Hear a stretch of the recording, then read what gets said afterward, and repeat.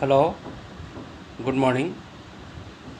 मैं संतोष कुमार पांडे आप लोगों को संचयन किताब से पहला पाठ, जिसका नाम है हरिहर काका, उसे पढ़ाने जा रहा हूँ। तो हरिहर काका इसके लेखक हैं मिथिलेश्वर। इस पाठ में यह बताया गया है कि शहर के लोग तो लालची होते ही हैं, विशेष करके गांव के लोग भी उससे कम नहीं होते। हरिहर काका पाठ के माध्यम से बताया गया है कि गांव की जनता तो भोली भाली होती है, फिर भी जो थोड़े चालाक होते हैं उनमें लालच अलग अधिक होती है। इस पाठ के माध्यम से उन धार्मिक संस्थाओं पर भी व्यंग्य किया गया है जिसके महंत लालच में आकर उन संस्थाओं को बदनाम करते हैं।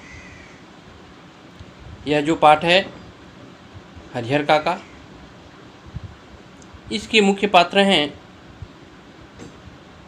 हरिहर काका, महंत जी और हरिहर काका के 3 भाई। अर्थात हरिहर काका 4 भाई थे।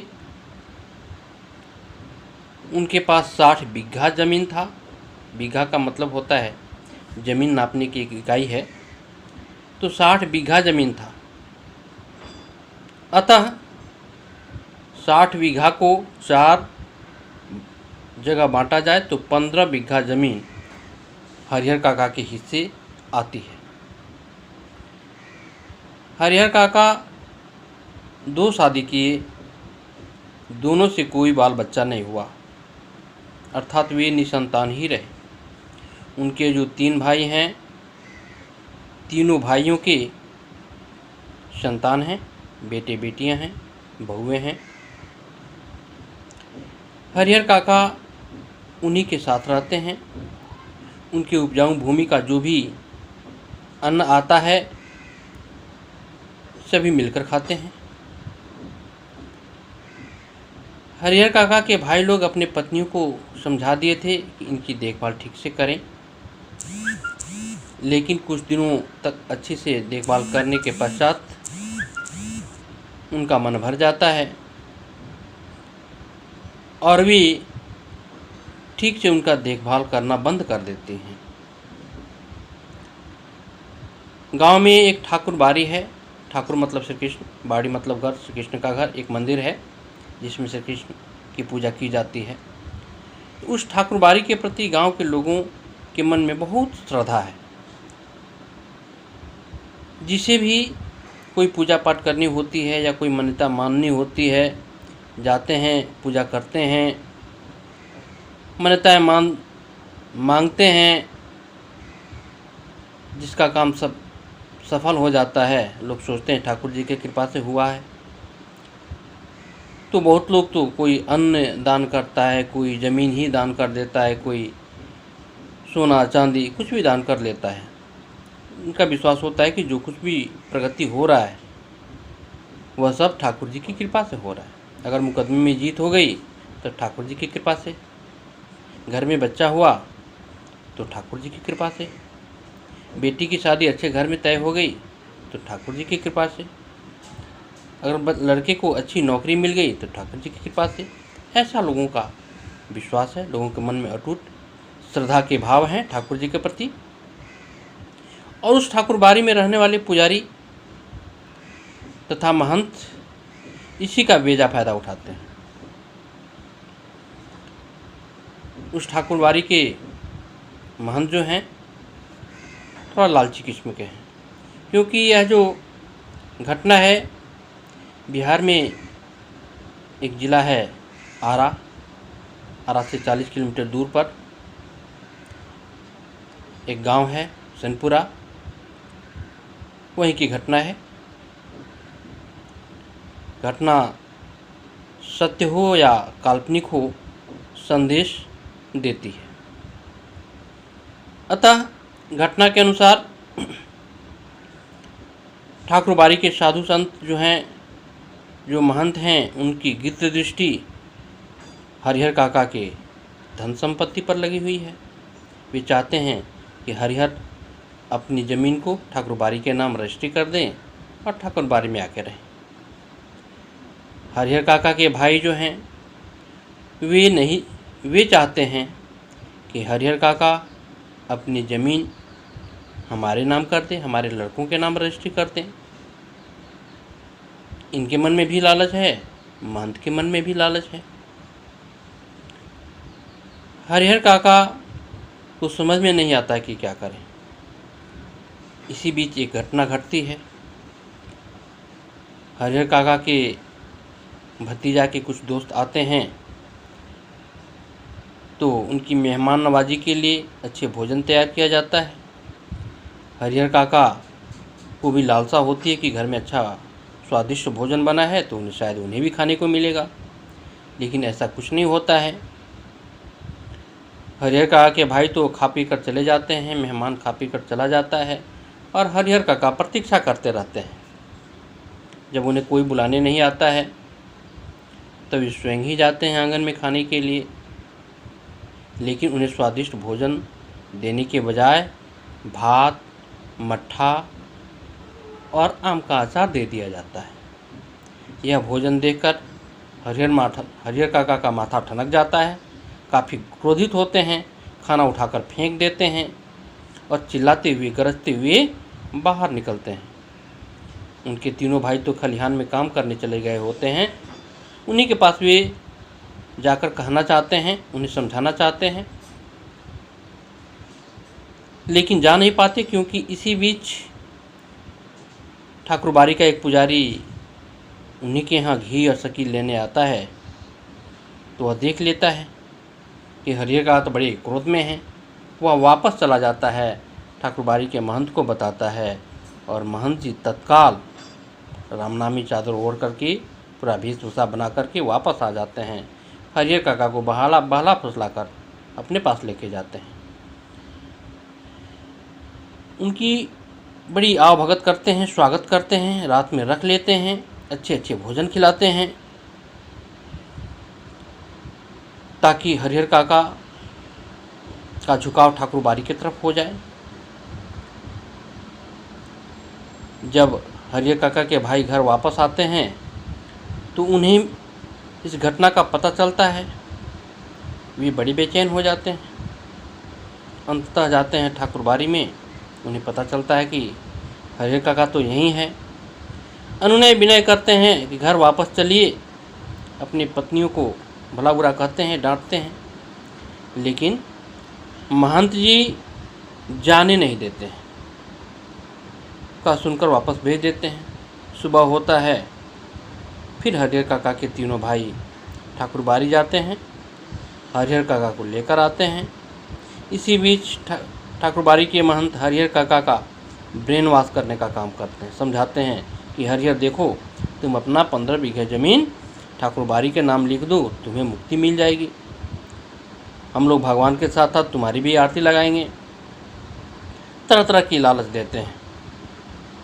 स्वर्ग से आएंगे देवता लोग, तुम्हारा स्वागत करेंगे, तुम्हारी मौत के बाद तुम विमान पर बैठ के जाओगे। इस तरह की बातें करते हैं। हरिहर काका थोड़ी देर के लिए उनके झांसे में आ जाते हैं, लेकिन ज़मीन तो नहीं लिख पाते हैं। कुछ दिनों के बाद अब हरिहर काका को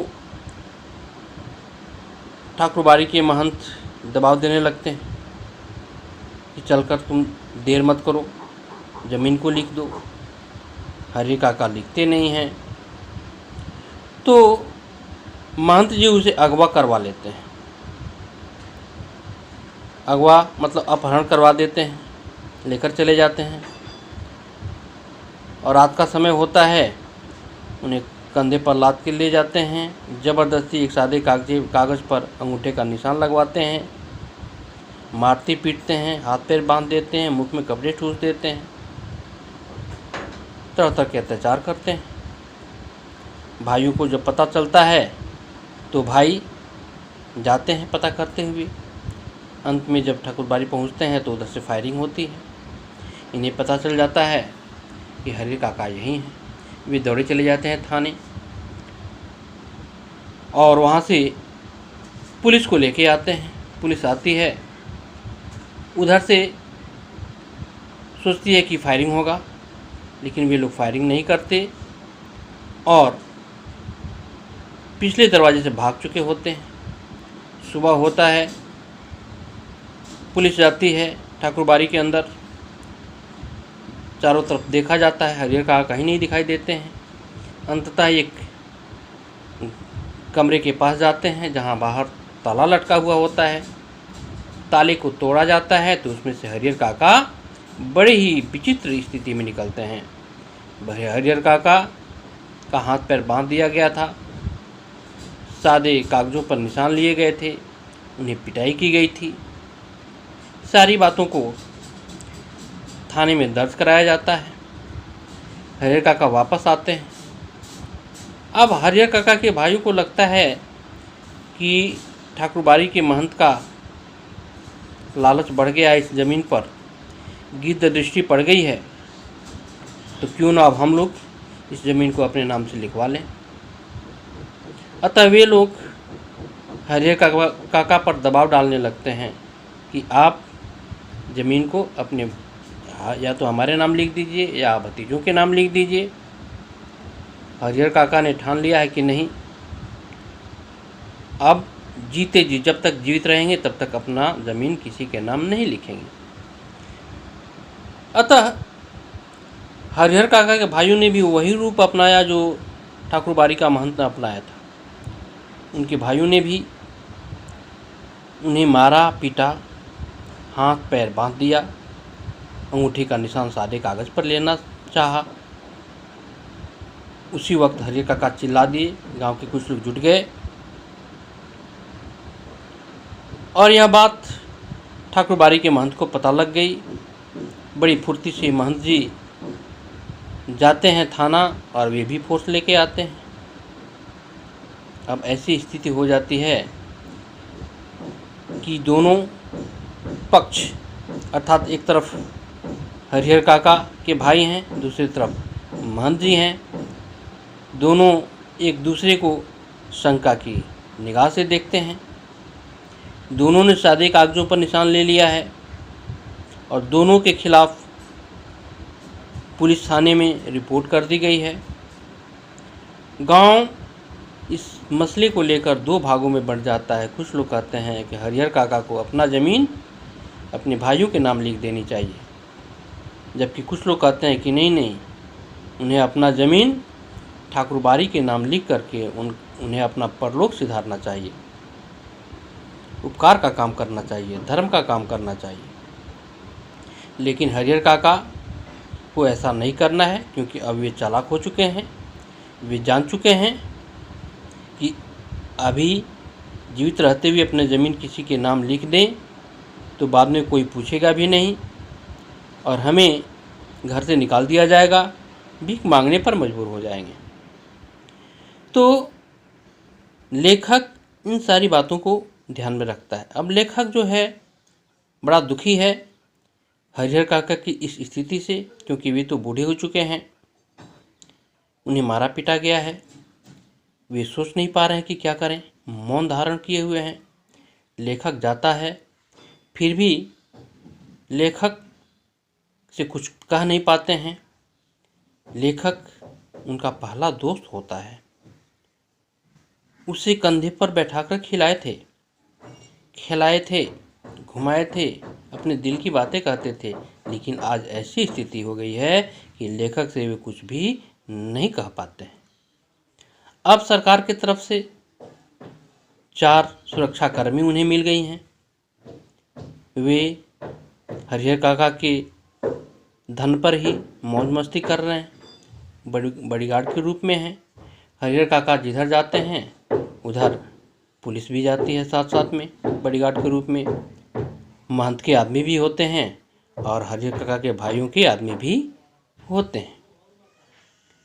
तो इस पाठ के माध्यम से ये बताया गया है कि संपत्ति अच्छी भी है और बुरी भी है। अगर इसका सदुपयोग किया जाए तो अच्छी है, दुरुपयोग हो तो बुरी है। उस संपत्ति पर किसी की कुदृष्टि पड़ जाए तो बुरी है, उसके लिए बहुत कुछ हो सकता है, यह तकलीफ का कारण बन सकता है। तो इस पाठ के माध्यम से रिश्तों पर भी व्यंग किया गया है कि आज के ज़माने में आर्थिक आधार पर ही रिश्ते बनाए जाते हैं।